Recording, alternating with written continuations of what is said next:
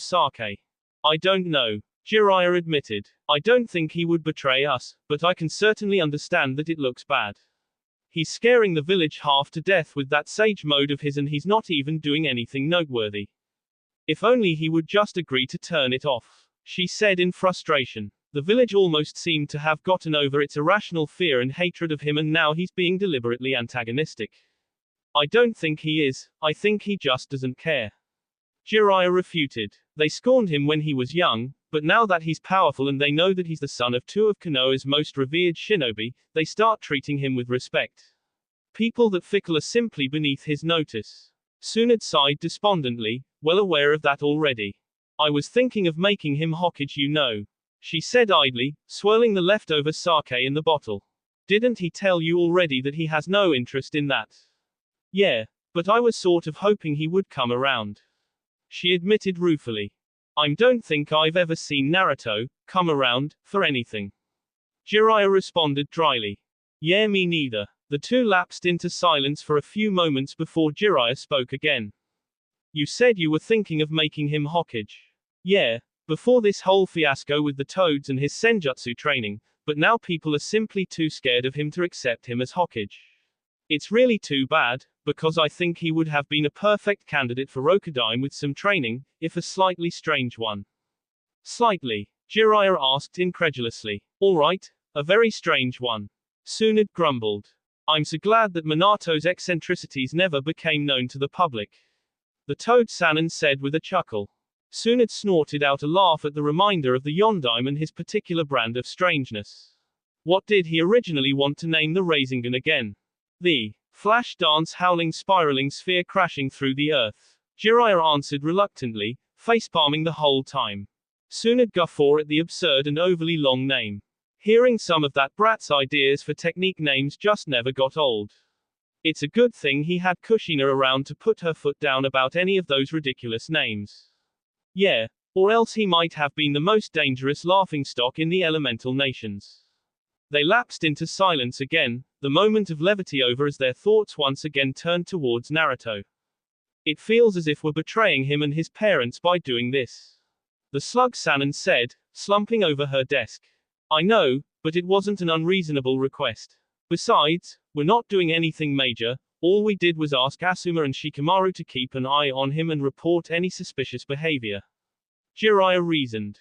We also sent him on that bogus mission for the sole purpose of doing this, and you know that the stupid council is going to keep making requests like this until something happens to give us some definite proof one way or the other. Yeah, I know, Jiraiya replied. And no matter what they might think, Naruto isn't stupid. He's going to figure it out eventually, and I have no idea how he's going to react once he does. He might blow it off or it might make him angry. Tsunade continued. I know that too, but no matter how much I hate it, the council is justified in asking for something this minor when there is suspicion about a shinobi's loyalty. Naruto would have been justified in leaving the village after the way he was treated as a child, and yet he's still here, but those buzzards still think they've got the moral high ground. Tsunade said bitterly. I'm honestly not sure why you even keep them around when all they seem to do is cause you problems. Jiraiya answered. The thing is, that they do have the best interests of the village in mind, and for the most part they do good work as counselors. It's just that whenever Naruto is involved they start being stupid. Even Danzo? Jiraiya asked sarcastically. He's barely let out a peep since that attempt. This was entirely Koharu and Homura's idea. It does seems a bit too minor to be Danzo's idea. That old mummy's ideas usually involve people s. That's why I think that Danzo probably wasn't involved. Tsunade said in agreement. And you sent Team Asuma with him just in case there was more to it, so that they could back him up. Jiraiya said, realizing his old teammate's plan. Pretty much. I couldn't send a team that he was too familiar with because no doubt someone would claim that the observing shinobi weren't being objective.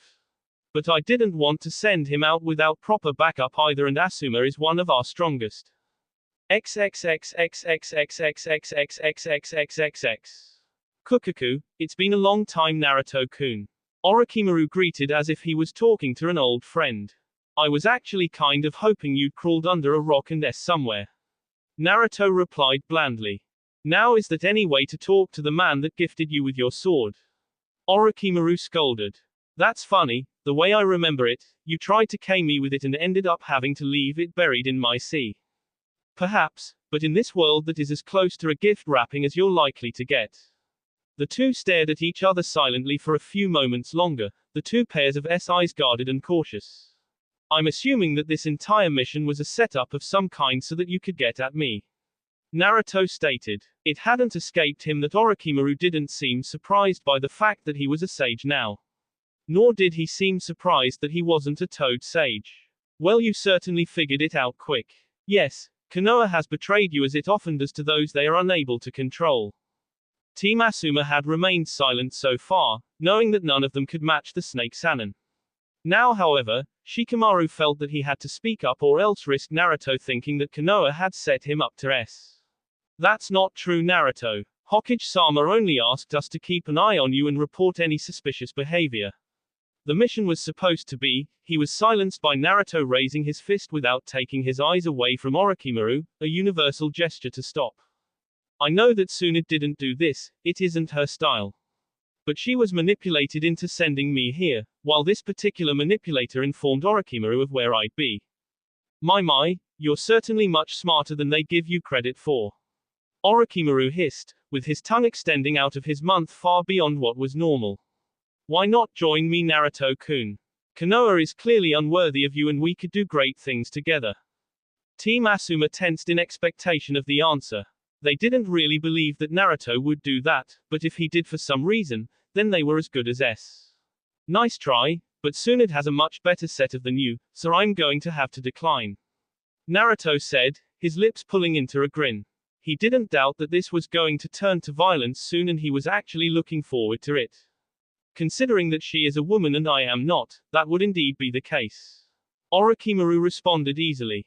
Yes, you are a woman, Orochi-chan, at least right now. There's no need to lie to me, I can smell it. Naruto refuted with a wide grin, tapping his nose. I see. A most useful ability, though not quite as good as being able to taste the emotions in the air. Orochimaru said back and went still for a moment. 4 horns grew from the top of his head and the purple markings that were previously only around his eyes thickened until they went down to the bottom of his nose. I see I'm not the only one that's been upgrading. The blonde said, mostly to himself. Indeed, I've finally found a body strong enough to handle the use of senjutsu and it was ironically enough under my very nose for years. Orochimaru said relish, his tongue once more stretching out of his mouth, exulting in the empowerment given to him by the snake-style senjutsu. You know, there is actually something I'd love to learn from you. Naruto admitted. Really? Do tell. The snake Sannin said, thinking that perhaps he would be able to sway Naruto over to his side after all. Team Asuma started sweating nervously. The air seemed charged with the threat of impending violence and this sudden turnaround from Naruto was not settling their nerves at all. That extending thing you do with your tongue, I really want to learn it. The blonde revealed. Orochimaru blinked in surprise. People usually called that ability disgusting if they commented on it at all. To hear that someone actually wanted to learn it was pretty surprising. Dare I ask why you want to learn it?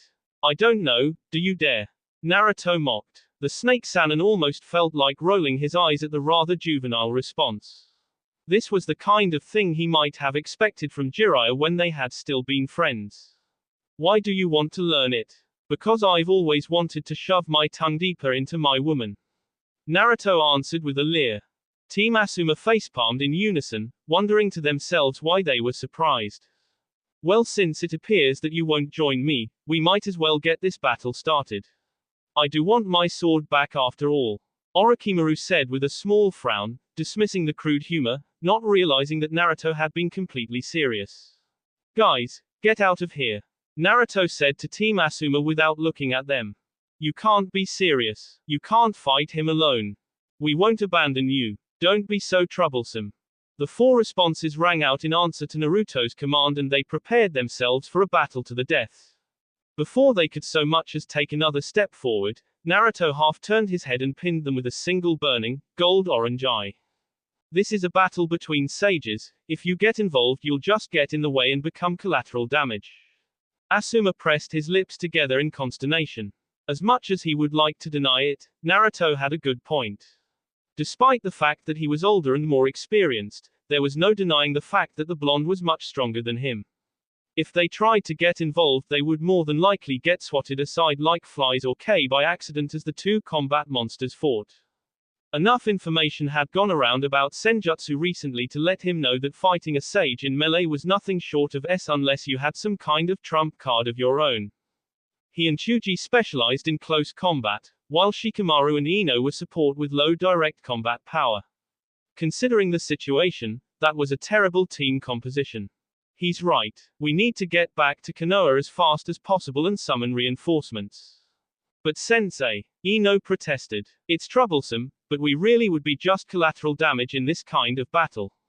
Shikamaru backed up his sensei and Naruto's logic.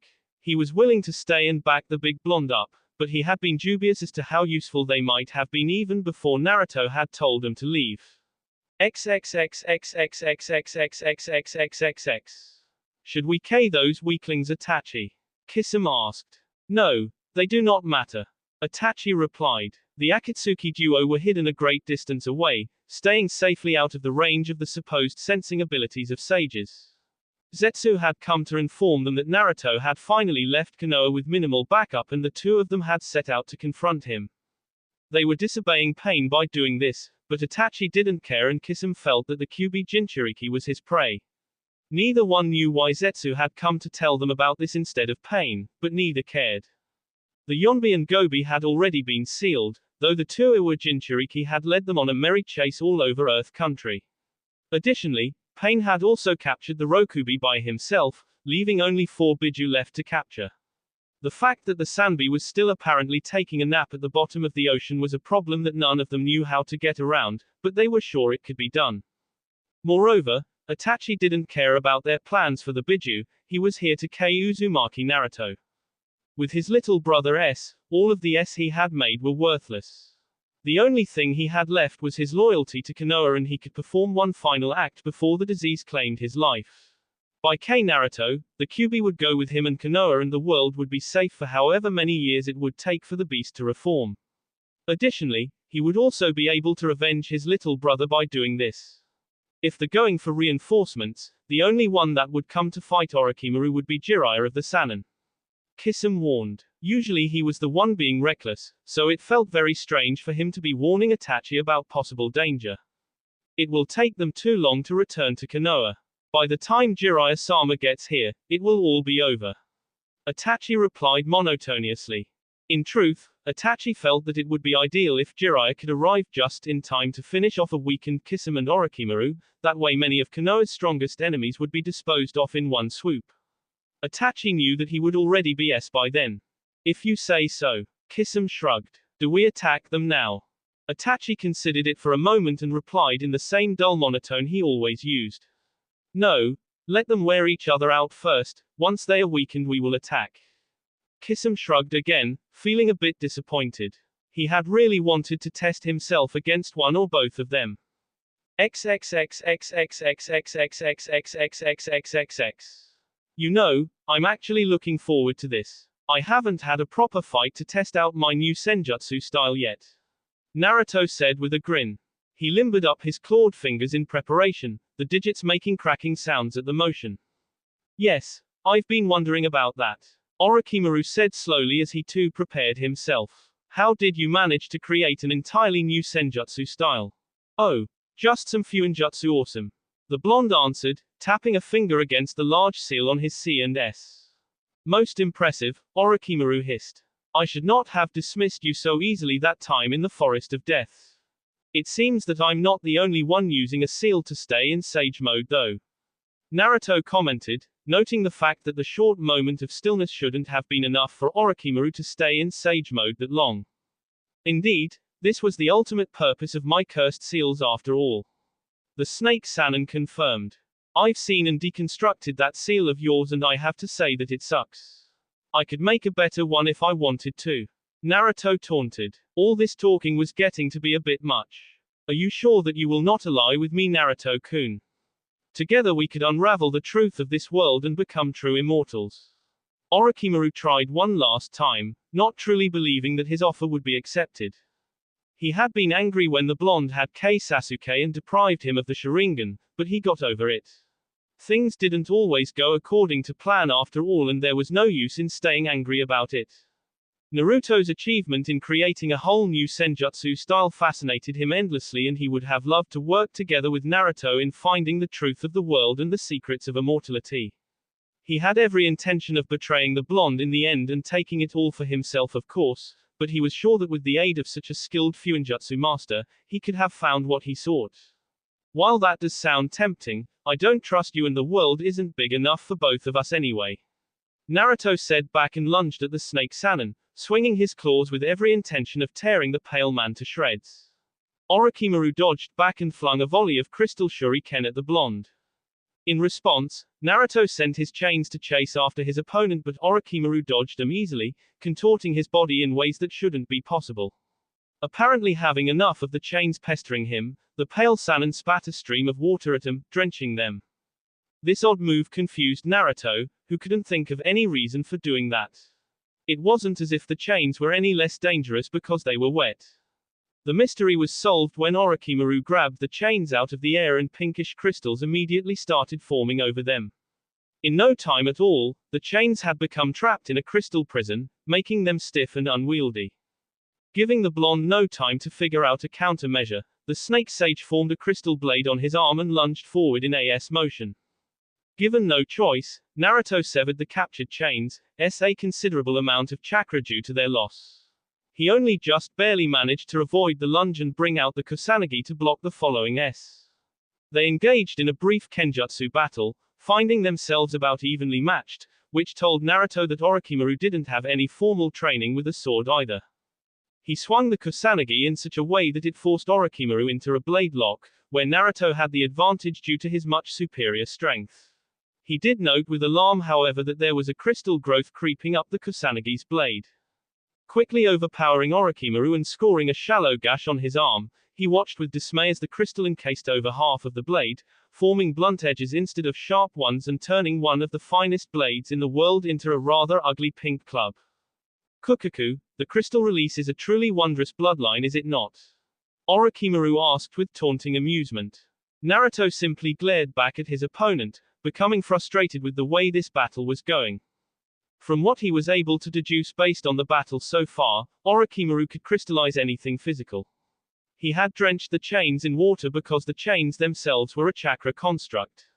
This also meant that he needed to avoid using anything water-based, as the snake Sannin would easily be able to turn it to crystal. He would need to use only raw chakra or wind techniques, of which he had few. Still, he figured that the Kusanagi wouldn't be disabled so easily considering who had created it, so he s it against a nearby rock as hard as he could. His assumption was disproven quite dramatically as the legendary blade shattered, leaving only the hilt and a jagged shard of broken metal. Both sages stared dumbly at the broken sword, one not believing that the blade had simply broken like that and the other not believing that the blonde had actually done that. The dumb staring continued when Naruto felt a pull on his chakra and the Kusanagi regrew back to its original state. I guess it's time for round 2. Naruto said with a grin at the frustration he could smell coming off his opponent. He hadn't known that his sword could do that. The blonde realized that he had been rather lucky so far. If Orochimaru could crystallize anything physical, then that meant he could crystallize him, and if even the Kusanagi broke, then he didn't like his chances of survival in that situation. He would need to be more cautious and avoid any physical contact with the other sage. Had Orochimaru foregone his usual self-assured arrogance at the beginning of the match, then he would probably be S already. With this in mind, he created a large Rasengan in his left hand, while infusing the Kusanagi held in his right with sharp wind. Orochimaru said nothing, instead forming another weapon out of crystal. Shoten, Kyodai Rokaku Shuriken, crystal release, giant hexagonal shuriken. He flung the oversized, snowflake-shaped projectile at the blonde with as much force as his senjutsu-enhanced strength allowed. Naruto decided not to dodge, but instead used the Rasengan as a shield. The incredibly sharp crystal s into the Rasengan but couldn't see through it since it wasn't physical. The powerful orb of spinning chakra caused the huge shuriken to ricochet off into the distance, through rocks and trees until it finally plowed into the ground and kept going for an unknown distance. The two sages glared at each other with narrowed eyes, knowing that the warm-up was finished. Naruto had no ranged abilities that would be of any use in this battle, so he needed to get in close. Orochimaru did not want to go into close range, as the blonde was much too there, but his ranged attacks would be repelled by the Rasengan or blocked by the apparently indestructible Kusanagi. This meant that he would need to use overwhelming or indirect ninjutsu. One of the more interesting of Guren's techniques came to mind and he wasted no time in using it. Shoten, Hasho Koru, crystal release, tearing crystal falling dragon. Naruto stared at the large dragon made of pink crystal that Orochimaru was now riding on, wondering just what the deal was with the pink anyway. Quickly jumping out of the way as the dragon s into the ground where he had just been standing, Naruto let the Rasengan go. If he tried to destroy that thing up close, it could not possibly end well. Suyo no Fuin, Hatsudo, Seal of Power, activate. Instead he extended the Kusanagi, keeping it sheathed in razor-sharp wind chakra and swung it at the dragon's body, intending to see it in half. Unfortunately, he had underestimated just how tough that crystal was and the sword got stuck less than halfway through the dragon. Orochimaru pounced on the advantage instantly, directing the dragon to once again charge at the blonde, manipulating the crystal so that it grew over the Kusanagi, keeping it firmly stuck. Instead of letting the sword go and escaping as would have been logical, Naruto braced himself and gave the blade a mighty heave, sending the dragon crashing off to the side, being thrown thoroughly off balance. As soon as it did, however, he heard the snapping of steel as the Kusanagi broke again. Another pull on his chakra and the blade regrew again, though Naruto could swear that it hummed at him irritably. If he didn't know better, he would say that the sword was getting angry at him for breaking it twice in less than 10 minutes. The dragon raised itself back up and prepared to S into the ground again. Naruto knew that he really needed to get rid of that thing, so he resorted to something a slight bit dangerous, considering that the last time he had tried something similar it had landed him in the hospital. He created a heavily senjutsu reinforced Rasengan and threw it at the dragon. His last attempt at something like this had been with infusing water into the Rasengan, but now that he was a sage, he could actually pull it off. Natural energy was a stabilizing force and it kept the chakra orb together for a short while even after he tossed it. The very moment that it touched something solid, however, it blew up as the delicate balance of energy was disrupted. A large chunk of the dragon's body was blown off and the crystal construct collapsed. The two combatants once more assessed each other and considered their options, Orochimaru with narrow eyes and Naruto with a grin. He couldn't help grinning to himself really. Orochimaru had become much stronger since their last encounter and he was fighting against the man on even footing. He was quite pleased with his own progress, not to mention that his attempt at a thrown Rasengan had actually been a success. Orochimaru meanwhile was not so pleased at how things were going. They were basically in a stalemate and a battle of attrition. With Naruto's dangerous arsenal of close combat abilities, he didn't dare engage him in a taijutsu battle and his ninjutsu so far had either failed to cause any damage or been repelled. It was time to take things up a notch. Mandara no Jin, formation of 10,000 snakes. Naruto stared incredulously at the veritable ocean of shifting serpents that Orochimaru spat out, clearly relying on his lack of wide area ninjutsu to be a hindrance. It would no doubt have been quite a problem to take care of this many snakes without ninjutsu, but it could have been done. He'd probably have thrown trees or boulders at them and squashed them, not to mention that he doubted the ability of their fangs to pierce his skin. Deciding that it was as good a time as any to use one of his newly learned wind ninjutsu, Naruto S the Kusanagi into the ground and started making hand seals, somewhat awkwardly as his hands still weren't completely used to it. Futen, Daytopper, wind release. Great breakthrough. The hurricane-level wind easily swept the snakes aside, along with blowing away everything else, rocks and trees included. Shoten, Omawatari no Jutsu, crystal release, the God's Crossings technique. The stream of extremely sharp crystals rushed towards Naruto from the side. Had they been simply thrown, the damage would have been much less, but the fact that they were braced against the ground as they grew had allowed him to pierce through his extremely durable body with only slight difficulty. For some reason, Orochimaru didn't press his advantage, but instead elected to watch with open fascination as Naruto pulled the crystals out, allowing the wounds to heal rapidly. Once he was done removing the crystals, Naruto turned a pissed-off glare on Orochimaru, his lips twisted into a snarl and a deep, threatening growl rumbling out of his teeth constantly. At this point Orochimaru realized that he would likely not be winning this battle. He could already feel his body becoming strained from the prolonged use of senjutsu. He could passively absorb natural energy for as long as he needed thanks to the cursed seal, but the body he was using wasn't strong enough to handle it indefinitely. Gurren had been his most powerful subordinate and he had made alterations to her body both before and after taking it for himself, but there was simply no way that he could compare to Naruto in that regard. The blonde was a true-born Uzumaki and he had obviously done everything humanly possible, along with some things that weren't, to strengthen himself further. The longer the fight lasted, the more it would turn in Naruto's favor, not to mention that he simply refused to S. One of those crystal spears had damaged his heart, Orochimaru was certain of it, yet the blonde had simply R it out and healed as if it were a flesh wound. Either way, Orochimaru knew that he had to finish it very soon, either by winning or by running away. As Naruto grabbed his sword, the snake Sannin flew through a rapid string of hand seals and called out one of his most powerful and most recently developed techniques. Shoten, Senpo, Kesho Rin no Psycho, crystal release, sage art, growth of the crystal forest. Naruto's eyes widened in alarm when he saw the entire ground turning pink, small spikes already forming and growing larger by the second. He tried to get to somewhere safe, but everywhere he looked there was nothing but pink. Mere seconds after the technique came into effect, he made a wrong step and his face twisted in pain as the crystal spikes growing under him pierced through his feet. Left with no choice, he jumped into the air as high as he could, hoping to avoid the dangerous technique that way, but to his dismay found that the technique had turned every possible sanctuary into a death trap. The spikes on the ground were by now at waist level, and to make it worse, the density had thickened. If he hit them, he would be torn to shreds. To prevent himself from falling back down, he extended the kusanagi at the ground and s it as deep as it would go and proceeded to balance on top of the hilt.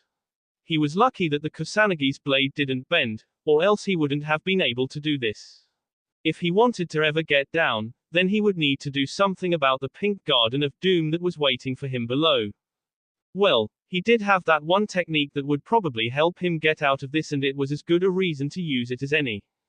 His chains shot out and formed a platform to stand on, which two shadow clones occupied immediately. One of them created a Rasengan, while the other started spitting a steady stream of water on it, and the original used senjutsu to keep the whole thing stable. Once enough water had been focused into it, the two clones released the technique so that the original held it alone, but they weren't done yet. The final touch was for both clones was to forcibly solidify some of the water into containment seals, which would activate soon after being thrown.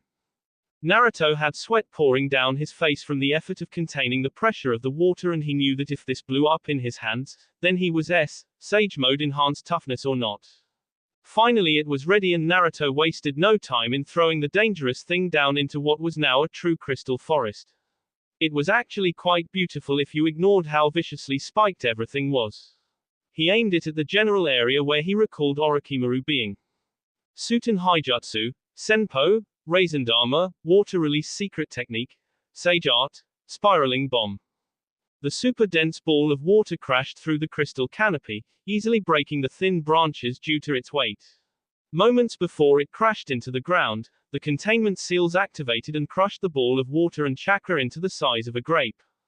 The Raisendama didn't appreciate it being compressed even further and expanded violently in all directions. Since the seals had expended all of their power to force that one moment of compression, there was nothing stopping it. With the sound of thousands of breaking windows, the crystal forest was shattered as millions of tiny water needles entered it. A single water needle wouldn't have done much, merely cracked the extremely tough mineral growth, but so many were more than enough to tear apart everything in the vicinity. Naruto hadn't wanted to take any chances and extended the kusanagi further, making it carry him upwards and hopefully away from the blast radius. He sighed in relief when he only felt a few splatters of water on him, gravity and air resistance having stolen most of the power from the technique before it could reach him. Truthfully, that technique would have killed him if he hadn't moved from the spot where he had been before, not to mention the dense wall of crystal he had erected as a defense. Despite all of that though, he was in bad shape, as the water needles hadn't taken long to tear through his crystal defense. He had lost the arm when he had thrown himself on the ground, knowing that standing up was the worst possible thing to do in such a situation. If he had remained standing, he would have likely been reduced to chunks. The snake Sannin quickly regurgitated a new body for himself and fled the battlefield. His body was already rebelling, and he wouldn't be able to keep fighting the younger sage in his current condition, no matter how chakra-intensive and exhausting that technique had to have been. He had thought that he would be able to overcome the younger man, but he had clearly underestimated him, again. This kind of growth in only a few years was nothing short of staggering. What a marvelous power, Naruto-kun. Your talents are wasted in Konoha. XXXXXXXXXXXXXXX. Kisame whistled, seriously impressed with the destruction that the battling sages had inflicted on the area. Kisame, it's time. The swordsman grinned at his partner's words and drew Samehada. The sword would have quite a feast today. XXXXXXXXXXXXXXXXXXX. Naruto was back on the ground, breathing hard and guesstimating that about half of his chakra reserves were gone. He held the kusanagi in a tight grip and searched for his opponent, wary of sneak attacks. He hated sneak attacks. Hello again, Naruto-san. A monotone voice greeted just a moment after he felt a flare of chakra that signaled the use of the body flicker. Spinning around, he came face to face with the blank face of Uchiha Itachi and the grinning one of Hoshigaki Kisame. "I don't suppose you two are here to help me kill Orochimaru?"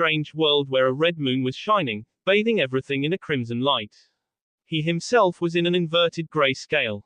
It didn't take him long to figure out that he'd gotten trapped in Itachi's ultimate illusion, remembering Kakashi's description of it. Welcome Naruto-san, to the world of Tsukuyomi. Itachi spoke in his usual monotone that gave away nothing. He was staring into Naruto's eyes, confused as to why they had retained the burning gold-orange color. He tried to will them to change into the same inverted grayscale as everything else, but they refused to change. For K, my little brother, I will S you with a sword for 72 hours. Maybe you should S yourself with a sword, considering that you were the one who K his entire family and T him with this very illusion right afterwards. Naruto quipped back. If Itachi thought that his little spiel was intimidating, then he had another thing coming. He had already tried to access his chakra, but couldn't get anything. Though he did have a faint feeling for the natural energy in his seal, which meant that this illusion wasn't perfect. He wasn't completely off from his power. The words see Itachi just as deep as a sword would, because he knew that he had caused his brother a lot of misery and it had all been in vain. There was nothing else to do about it now though, except for Sasuke and then himself. Naruto grunted as the sword was into his leg. Alright, so it felt just like a real sword, but he could endure it. In the meanwhile, he might as well try to screw with Itachi's head and see if he could make his old classmate drop the illusion. I wonder if that hurt as bad as what Sasuke felt when I see him open. Naruto mused, seemingly to himself. Itachi flinched slightly and the next sword was harsher. XXXXXXXXXXXXXX. Hey Itachi, did you know that Sasuke kept screaming your name while he was trying to kill me? You drove him crazy, man. Naruto said to his aiming a fanged leer at the man despite the pain he was in. According to Itachi, they still had about 70.5 hours left, though apparently Itachi defined a second as a long time while in this illusion. The pain from constantly getting wearing on him, but he wasn't going to be brought down by some stupid illusion, even if it was very powerful. His constant taunting and refusal to show any pain seemed to be getting to Itachi, which was good. His attempts to draw on the natural energy in his seal were mildly successful. It seemed to take forever to get it to do anything, which he guessed was because of the time dilation aspect of the illusion, but at least something was happening. Itachi meanwhile decided to try something different, since physical pain didn't seem to be working. The world warped and Naruto found himself looking at Xana. I'm not even going to ask how you know what my woman looks like, but the view is certainly an improvement. Naruto commented idly. He had a pretty good idea what Itachi was intending to do. Zetsu had provided pictures, but that wasn't important right now. Since you seem to care nothing for your own pain, you will watch as your lover is Naruto looked on impassively as the illusionary Xana cried out in pain as she was repeatedly with a sword. The sound tore at his heart, but he couldn't help thinking that Itachi was being seriously uninspired with this, with a sword, crap. Maybe you'd like to set her on fire next, or perhaps have her gang raped. The blonde suggested and then burst out laughing at the stunned look on Itachi's face. Are you truly so heartless? The Uchiha couldn't help but ask. No, but we're in an illusion, you twit. I know that's not her, so nothing you do to that fake means a damn thing. You've spent too much time using this crappy illusion to helpless 7-year-olds Itachi, you're losing your edge.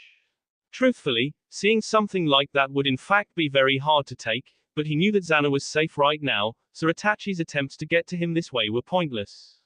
The Uchiha's heart clenched again as he remembered how Sasuke had screamed at him to stop when he had been trapped in this illusion and forced to watch the entire clan be KO'd over and over again.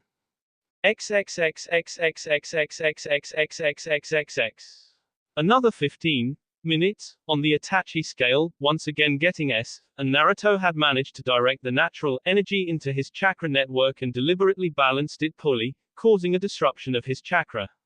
This was once again something that would end up being fatal for any other sage, but his personalized natural energy would only ever turn him to stone if he flooded it into his coils in too large amounts. What are you doing? Itachi demanded, feeling his control of the illusion diminishing. I'm breaking out of this thing, that's what I'm doing, was Naruto's answer, rapidly regaining color. Itachi tried to reassert control over the illusionary world, but encountered the same block as when he had tried to forcibly change Naruto's eye color. A crack opened in the sky, tearing apart the red moon and the Tsukuyomi broke. XXXXXXXXXXXXXXX. As soon as he came to back in the real world, the pain from the illusionary world carried over and he slumped over from the phantom pain. He was given no time to recover as Samehada into his back, see through his coat and skin, along with stealing a considerable amount of his remaining chakra. You hurt Samehada but it seems to like your chakra a lot. It's already healed up. Kisame said, starting angry and then pleased when he saw that the damage inflicted to his sword had repaired itself. Getting up from the ground, Naruto had completely lost his patience with these two and that sword in particular. Insulating his coils with a thick layer of senjutsu chakra, he pulled raw natural energy out of his seal, which was something he had been practicing in case he ever came across Jashin again. Gathering it into his hand, he swiped his claws towards Kisame. Predictably, Kisame put Samehada in the way, thinking that the sword would get to absorb some more chakra because the angry Jinchuriki wasn't thinking straight due to being T in Itachi's genjutsu. Instead, Naruto s his hand deliberately onto one of the spikes and forced the natural energy into the sword. He watched with satisfaction as the annoying sword cried out in seeming fear and began turning to stone.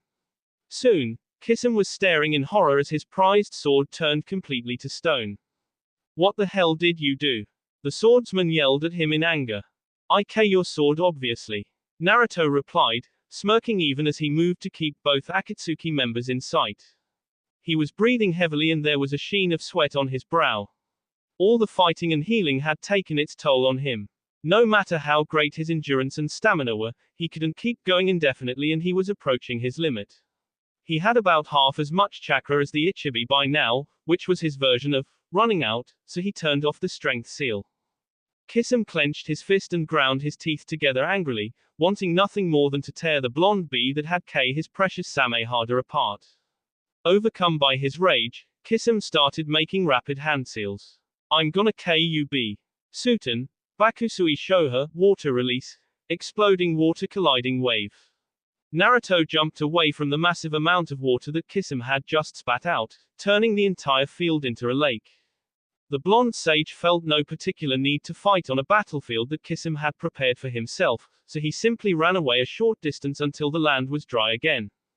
Kisame ran after him, further angered by the blonde's escape, ignoring Itachi when his partner tried to tell him not to go. It also helped that the Uchiha started hacking out B, his illness worsened by the strain that the casting and forced breaking of the Tsukuyomi placed on him. Kisame grinned with anticipation when he saw the blonde slow down and lean against a tree, clearly exhausted. He raised his right hand, fully intending to the blonde's head into a pulp with a running punch. In his enraged state, he failed to consider the possibility of a trap. Sorry fish man, but I intend to live forever, Naruto said as he turned around and drove his claws into Kisame's heart just to make sure he was really S. Naruto leaned back against the tree, taking a moment to rest but keeping a wary eye out for Itachi.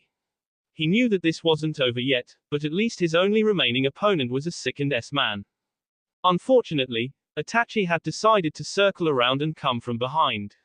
He could only see the blonde's left leg from behind the tree, right next to Kisame's corpse.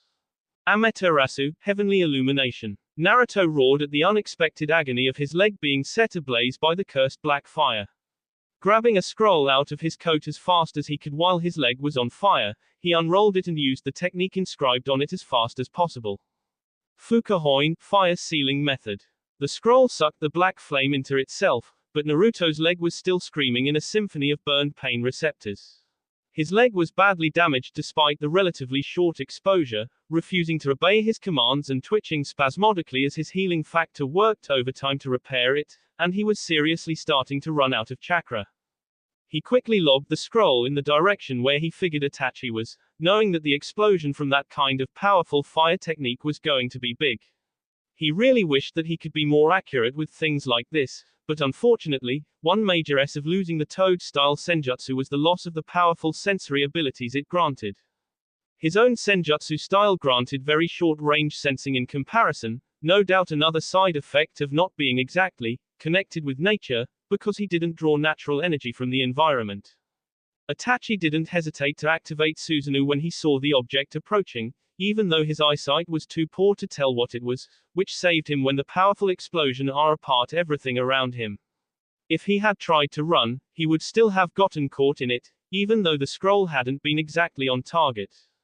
Naruto limped out from behind the tree he had used as cover, seeing Itachi wreathed in what appeared to be a giant, flaming red skeleton.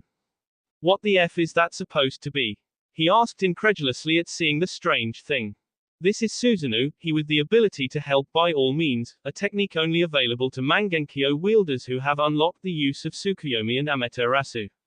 Itachi explained and prepared the Totsuka no Tsurugi, intending to seal Naruto away forever, preventing the plans of Akatsuki from coming to fruition while simultaneously avenging Sasuke. Your eyes let you summon a giant flaming skeleton. The blonde asked incredulously. That's just F. He was willing to believe that they could cast an unbreakable illusion. That didn't seem too hard to believe. The ability to set things on fire just by looking at them required some suspension of disbelief, especially since Amaterasu apparently burned for 7 days and nights, even if it was underwater. He drew the line at giant spectral skeletons though, there was simply no way for that to make any kind of sense. Be or not though, he did not like the look of the huge, blazing orange sword in the thing's hand, so he decided that it would be wise to advance in the opposite direction, hoping that Itachi couldn't move while that thing was active. His leg was already much better, so he was capable of moving at a stumbling run. He would have used his chains to pull himself forward, but he didn't have enough chakra left to make even a single one. Itachi blinked his eyes at seeing Naruto running away, trying to focus them so that he could see something aside from a blur of color. Unfortunately, he could only faintly see the blonde's chakra, and even that was fading as his already weak eyesight deteriorated rapidly from the use of Susanoo. Having no choice, he deactivated Susanoo and chased after the man that had Kei Sasuke, already feeling his body shutting down from the illness, his recent spree of powerful Mangenkyo techniques straining him fatally. He knew that he had only a few minutes to live, but if he could just get in one hit on Naruto with the Totsuka no Tsurugi or hit his head with Amaterasu, then his self-imposed mission would be complete. Naruto looked back, seeing that Itachi was just as bad off as he was, though for entirely different reasons since the Uchiha hadn't taken even a single punch during the whole fight. He might have been able to get the K blow on him, but to hell with that, he was one screw-up away from death and he wasn't willing to risk it. He just hoped that Itachi croaked from whatever disease was affecting him soon. It had been a really long day. Finally, Itachi collapsed to the ground, whatever willpower had driven him no longer enough to stave off death. He tried to pull himself towards Naruto, blinking with bleary eyes that didn't seem to be seeing anything, and then his head smacked into the ground and he stopped breathing. Naruto let out a sigh of relief, panting for breath and feeling more exhausted than he could remember ever being. His relief was short when a weird black and white guy with green hair seemed to just grow out of the ground and make his way over to Itachi. The fact that he was wearing an Akatsuki cloak was the reason for his worry. Naruto pushed himself away from the tree he had been leaning on and prepared himself for a losing battle. And it would be a losing battle, because he had nothing left to fight with, most of his remaining chakra having been used to fully heal his leg. The Amaterasu had seared him nearly to the bone and cauterized the wound, which had only made it more difficult to heal. Along with that, he was physically exhausted, his chakra coils were strained to the breaking point from constantly having to move around that much chakra to heal him and for the fighting. He also suspected that he was running a fever, since it was pretty hard to think clearly and he was sweating like crazy. That was a new experience for him to be sure, and he didn't like it. And then the natural energy retreated from his coils, going back into the seal when he no longer had enough chakra to prevent himself from being turned to stone. Feeling even that bit of strength leave him, his legs buckled and he collapsed against the tree, his vision rapidly going dark despite his struggle to remain conscious. I'm sorry Xana. I'm S. Immediately after thinking that, he felt a surge of fear through the link they shared but wasn't able to do anything about it because he blacked out right afterwards. Zetsu looked at the unconscious Jinchuriki, hardly able to believe that everything had turned out so conveniently. Itachi was S, his valuable Mangenkyo ripe for the taking, and the Kyuubi Jinchuriki was exhausted to the point of death, making him easy to take. His head snapped to the side when he sensed a powerful chakra approaching fast. Whoever this was, they were far too powerful for him to fight, especially as he didn't want to get the Kyuubi Jinchuriki K by accident. No doubt it was a Konoha shinobi, since that was the direction it was coming from and they were going to arrive any second. Making a decision, Zetsu grabbed Itachi's corpse and made off with it. The Kyuubi Jinchuriki could be taken later, but Itachi's Mangenkyo was far too valuable to lose. It was the only set of Mangenkyo left in the world and that couldn't be risked. Too much had gone wrong with the plan already, and Zetsu wanted as many contingencies as possible in case anything else went wrong. Jiraiya gaped at the devastation he could see everywhere. It looked as if everything short of the end of the world had happened on this battlefield. More worrying was the sweat and bee-soaked form of his godson. The man looked as if he had walked out of hell and then been forced to go back because he forgot something in there, but at least he was alive.